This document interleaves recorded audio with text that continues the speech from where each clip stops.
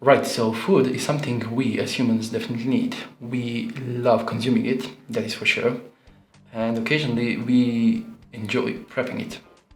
But what if you would want to produce food by yourself?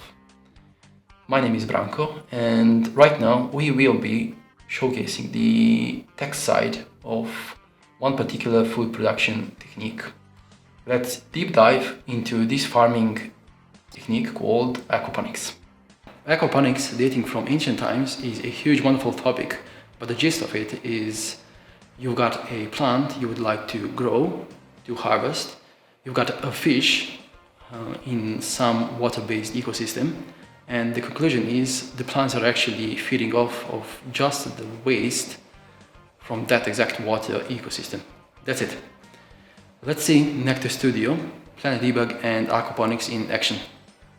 Guys from MicroSide company, based in country of Mexico, have utilized hardware, software and cloud solutions from MikroE for showcasing the aquaponics concept.